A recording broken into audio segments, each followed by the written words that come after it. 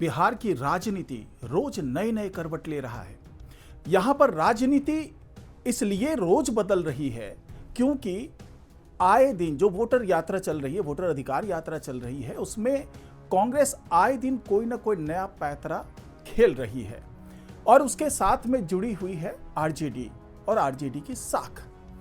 और इस वोटर अधिकार यात्रा में जिस तरीके से आरजेडी के कार्यकर्ता बढ़ चढ़कर हिस्सा ले रहे हैं, तेजस्वी यादव कंधे से कंधा मिलाकर चल रहे हैं, मुकेश सहनी भी गाहे बगाहे दिख जाते हैं, तो कोशिश यही है कि एक बड़ा गठबंधन के तौर पर वो दिखे, एक बड़े इंडिया ब्लॉक की कामयाबी के तौर पर इस अधिकार यात्रा को देखा जा रहा है, वोटर अधिकार यात्रा को। लेकिन इस दौरान कुछ ऐसी गलतियां भी हो रही है जिससे इस पूरे करे कराई पे पानी फिर सकता है, क्योंकि कांग्रेस जिस तरीके से रोज नए पैंतरे खेल रही है, कभी प्रियंका गांधी को लाने की बात होती है, कभी स्टालिन को लाने की बात होती है, कभी रेवंत रेड्डी को लाने की बात होती है, तो कुल मिलाकर के मंच पर तो एकजुटता दिखाने की कोशिश होती है। ये दिखाने की कोशिश होती है कि इंडिया ब्लॉक आपस में एकजुट है, तमाम विपक्षी दल एकजुट है और इस वोटर अधिकार यात्रा में बढ़ चढ़कर हिस्सा ले रहे हैं। लेकिन बात यहीं खत्म नहीं होती है, बात यहां से शुरू हो रही है, क्योंकि बहुत पहले जब किसी ने नरेंद्र मोदी से पूछा था कि नरेंद्र मोदी आप राहुल गांधी के खिलाफ कोई एक्शन क्यों नहीं लेते हैं, वो जो तमाम घोटालों की बात चल रही थी, या फिर ये कहा जा रहा था कि उनको आप राजनीति में हाशिए पर क्यों नहीं धकेल देते राहुल गांधी को, तो उन्होंने ये कहा था मोदी जी ने कि भाई राहुल गांधी तो बीजेपी के स्टार प्रचारक हैं, क्योंकि अगर वो प्रचार के दौरान कुछ विवादित बयान ना दे तो हो सकता है कि बीजेपी को इतना वोट ना मिले। तो इस तरह के बयान अक्सर न केवल मोदी बल्कि बीजेपी के भी कई प्रवक्ता देते रहे हैं। तो इस बार भी क्या ऐसी ही कोई गलती कर बैठे हैं राहुल गांधी? क्या ऐसी ही कोई गलती कर बैठी है कांग्रेस और इंडिया ब्लॉक? चाहे वो रेवंत रेड्डी को लाने की बात हो, चाहे स्टालिन को लाने की बात हो, क्योंकि इस पर अब खुल करके बहस शुरू हो चुकी है। तो आखिरकार ये इतनी बड़ी गलती क्यों है? क्या स्टालिन का आना या रेवंत रेड्डी का आना, क्या वो अछूत हैं जो बिहार में आकर के उनका खेल खराब कर सकते हैं? तो इसके बारे में तमाम जानकारी आपको आज के इस वीडियो में मिलने वाली है, तो इस वीडियो को आखिर तक जरूर देखिएगा। नमस्कार, मैं हूं डॉक्टर सुरजीत सिंह और आप देख रहे हैं यंग भारत। अगर आपने अभी तक इस चैनल को सब्सक्राइब नहीं किया तो सब्सक्राइब कर लीजिए, और अगर आपको ये वीडियो अच्छा लगे इसको लाइक कीजिए, शेयर कीजिए और कमेंट जरूर कीजिए। तो रेवंत रेड्डी का बिहार आना, स्टालिन का बिहार आना, ऐसा क्या हो गया कि कांग्रेस के पीछे हाथ धो करके बीजेपी वाले भी पड़ गए, जनसुराज पार्टी के लोग भी पड़ गए, तमाम ऐसे दल जो नहीं चाहते कि इंडिया ब्लॉक बहुत सफलता की तरफ बढ़े, ये लोग इनके पीछे पड़ गए हैं। तो ये तो होता है, आमतौर पर राजनीति में ऐसा होता है, चुनाव का माहौल है, यहाँ पे सरगर्मियां बढ़ी हुई है और ऐसे में अगर आरोप प्रत्यारोप का दौर जारी है तो कोई नई बात नहीं है, कोई बड़ी बात नहीं है। इससे पहले ये बात हो रही थी, प्रियंका गांधी यहाँ पर आई, ये दौरा कर रही है, सुपौल का दौरा, मधुबनी का दौरा, दरभंगा का दौरा, मुजफ्फरपुर का दौरा, सीतामढ़ी का दौरा, मतलब सब जगह दौरा करके वो ये दिखाना चाह रही है कि महिला सशक्तिकरण के लिए भी इंडिया ब्लॉक प्रतिबद्ध है। मौका तीज का भी था, मौका चौड़चंद का भी था और मौका है जानकी माता मंदिर में दर्शन करने का। तो इसके माध्यम से कांग्रेस ये साबित करना चाह रही थी कि हम सनातन धर्म के प्रति भी बहुत प्रेम रखते हैं और हम चाहते हैं कि जानकी माता मंदिर का भी विकास हो और हर तरीके से महिलाओं का विकास हो, महिलाओं जो आधी आबादी है उसका झुकाव कांग्रेस की तरफ हो, ये तमाम कोशिश कर रही है कांग्रेस।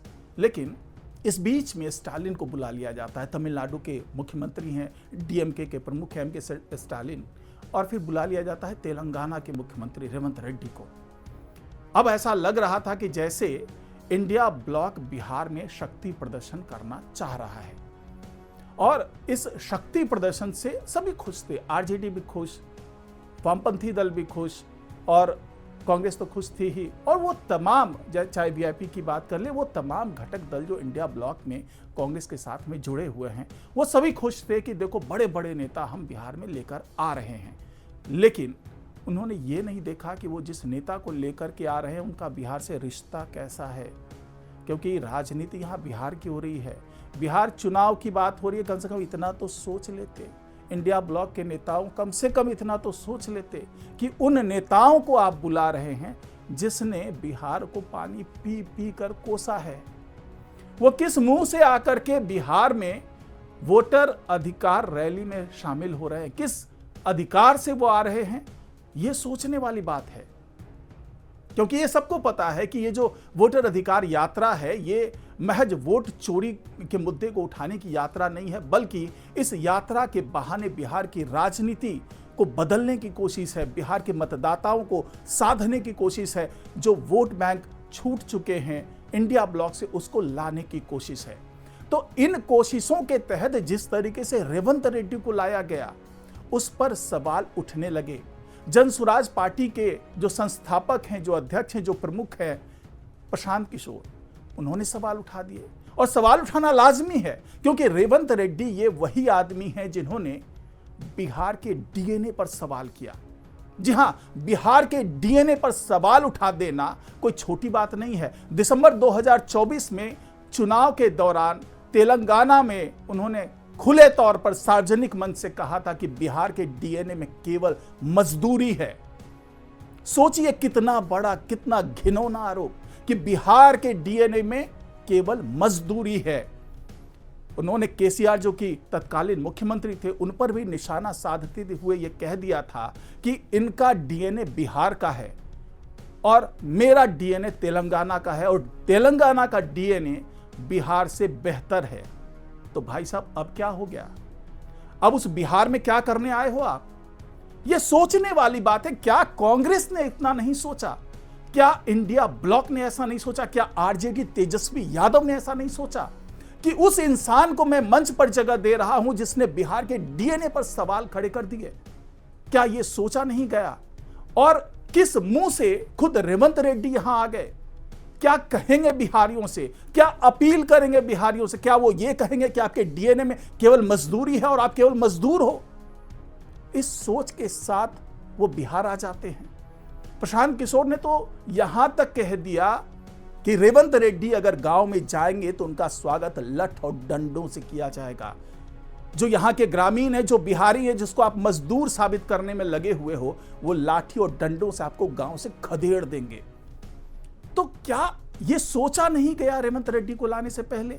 अब दूसरा बड़ा चेहरा जो कांग्रेस लेकर के आई है बिहार में, वो एमके स्टालिन, तमिलनाडु के मुख्यमंत्री हैं, डीएमके के प्रमुख हैं, और एक बड़ी विरासत उनके साथ जुड़ी हुई है। इस नेता को लेकर के आते हैं, सार्वजनिक मंच पर खड़ा करने की कोशिश करते हैं। तो क्या इसके माध्यम से आप बिहारियों का दिल जीतने वाले हैं? क्योंकि एक तरफ तो आप ये कोशिश करते हैं कि आप पे जो मुस्लिम परस्ती का एक ठप्पा लगा हुआ है, उसको आप झुठलाना चाहते हैं। क्या मुस्लिम अछूत है? क्या आप जानबूझ करके ऐसा साबित करना चाहते हो कि हम मुस्लिम हिंदू सब में स्वीकार्य हैं? जब ऐसा साबित करना चाहते हो, जब आप जानकी माता मंदिर में जाना चाहते हो, जब आप तीज और चौरचंद जैसे पर्व में शामिल होना चाहते हो, और आप ये बताना चाहते हो जहां जहां आपकी जो वोटर अधिकार यात्रा जा रही है वहां पर जो भी प्रसिद्ध मंदिर है वहां पर जाकर के आप माथा टेकते हो, आप ये साबित करना चाहते हो कि आप सनातन के बहुत प्रिय हो, और एक तरफ आप स्टालिन को लेकर के आते हो जिसने साफ तौर पे 2023 सितंबर की बात है, उस वक्त ये जो स्टालिन साहब हैं ये जाते हैं सनातन उन्मूलन सम्मेलन में भाग लेने के लिए। जी हाँ, सनातन उन्मूलन सम्मेलन, इस सम्मेलन के नाम से ही आप समझ सकते हैं कि सम्मेलन को बुलाया क्यों गया। और वहां पर जाकर के स्टालिन बयान देते हैं कि सनातन धर्म सामाजिक न्याय और जो समानता है उसके विरुद्ध है, और इसका केवल विरोध करना ही काफी नहीं है, बल्कि हम जिस तरीके से डेंगू मलेरिया के मच्छरों को या कोविड को खदेड़ देते हैं, उससे मुक्त होने की बात करते हैं, उसी तरह का काम सनातन धर्म के साथ भी होना चाहिए। ये जुमले थे एमके स्टालिन के। तो क्या इस जुमले को देने वाले लोगों को आप अपने मंच पर जगह देना चाहते हैं? क्या उस सनातन की भावना के साथ आप खिलवाड़ नहीं कर रहे? मैं ये नहीं कहता कि केवल सनातन, बल्कि किसी भी धर्म विशेष के खिलाफ अगर इस तरह का कोई बयान आता है, कोई बयान देता है, तो उसकी निंदा की जानी चाहिए और ऐसे लोगों से कम दूरी तो बना ही लेनी चाहिए। अब यहां पर अगर राजनीतिक कौशल की बात करें तो ये वही कांग्रेस है जो ये साबित करना चाह रही है कि वो सनातन के विरुद्ध नहीं है, वो केवल मुस्लिमों के साथ नहीं है। क्योंकि जिस तरीके से आरजेडी ने भी कई मौकों पर मुस्लिम वोट बैंक को अपने साथ जोड़ने की कोशिश की, एआईएमआईएम के साथ गठबंधन करने की कोशिश की, तो उसे ये लग रहा था कि वो मुस्लिम के नजदीक हैं। लेकिन जब उन्हें ऐसा लगा कि केवल मुस्लिम के नजदीक होकर के सत्ता तक नहीं पहुंचा जा सकता, तो उन्होंने नया कार्ड खेला। उन्होंने ये साबित करने की कोशिश की कि ऐसा नहीं है कि हम केवल मुसलमानों के हितैषी है, बल्कि हम हितैषी हैं सनातन धर्म के भी। तो ऐसे मंच पर कोई भी ऐसा नेता जो धर्म के विरुद्ध बयानबाजी करने के लिए पहले बहुत फेमस हो चुका है, और न केवल धर्म के खिलाफ वो बयानबाजी कर चुके हैं, बल्कि उन्होंने बयानबाजी की हिंदी भाषा पर। जब धर्मेंद्र प्रधान ने यह कह दिया कि अगर ये जो ट्राई लैंग्वेज वाली बात हो रही थी कि हिंदी, इंग्लिश और जो स्थानीय भाषा है, इन तीनों भाषाओं का सम्मान होना चाहिए और उसको आगे लेकर चलना होगा, तो इस पर स्टालिन का बयान था कि अगर हम पर हिंदी थोपा गया तो हम इसका विरोध करेंगे, और विरोध शुरू कर दिया। यानी जहां जहां भी हिंदी के बोर्ड लगे हुए थे तमिलनाडु पे, वहां पर डीएमके कार्यकर्ताओं ने जाकर के हिंदी पर कालिख पोत दी, और यह खुल करके स्टालिन ने कह दिया कि हम पर हिंदी को थोपा जाना सही नहीं है। और इस दौरान मनीष कश्यप, आपको पता होगा, यूट्यूबर हैं, अब तो हालांकि राजनेता हो गए हैं, उन्होंने एक वीडियो जारी किया जिसमें तमिलनाडु में बिहारी मजदूरों को पीटते हुए दिखाया गया। इसकी सच्चाई कितनी है ये मुझे नहीं पता, लेकिन कथित तौर पर ऐसा कहा गया कि बिहारी मजदूरों को पीटा जा रहा है तमिलनाडु में। इस पर क्या एक्शन होता है? इस पर एक्शन ये होता है कि मनीष कश्यप को गिरफ्तार कर लिया जाता है। गलती केवल इतनी कि उन्होंने बिहारी मजदूर का मुद्दा उठा दिया। उन्होंने ये मुद्दा उठा दिया कि तमिलनाडु में किस तरीके से पक्षपात हो रहा है, किस तरीके से वहां पर पहुंचे हुए प्रवासी बिहारी मजदूरों को खदेड़ा जा रहा है, उनके साथ मारपीट की जा रही है। लेकिन इस मामले में भी स्टालिन ने यह बयान नहीं दिया कि हमारे यहां बिहार के मजदूरों का स्वागत है या हम उनके सम्मान की रक्षा करने के लिए कटिबद्ध हैं, प्रतिबद्ध हैं, क्योंकि वो संवैधानिक पद पर थे। अगर हम संप्रभुता की बात करते हैं, भारत के संप्रभुता की बात कर रहे हैं, तो तमिलनाडु जो कि इसका अभिन्न हिस्सा है, वहां पर अगर किसी राज्य का, मैं केवल बिहार की बात नहीं कर रहा, किसी भी राज्य का अगर वहां पर कोई आदमी जाता है, वहां अपनी रोजी रोटी तलाश रहा है, रोजी रोटी कमाने की कोशिश कर रहा है, तो उस पर अगर अत्याचार हो रहा है, उस पर प्रताड़ना हो रही है, तो उसकी रक्षा की जिम्मेदारी वहां पर संवैधानिक पदों पर बैठे लोगों की होगी। लेकिन जिस तरीका का व्यवहार वहां देखा गया, जिस तरीके से हिंदी का विरोध किया गया, जिस तरीके से बिहारियों का विरोध किया गया, जिस तरीके से सनातन धर्म का विरोध किया गया, यह अपने आप में बड़ा लांछन है। यह आरोप नहीं है, यह लांछन है। इसके बावजूद स्टालिन यहां पर आते हैं, वोटर अधिकार यात्रा में शामिल होते हैं और इंडिया ब्लॉक के सार्वजनिक मंच पर जगह पाते हैं।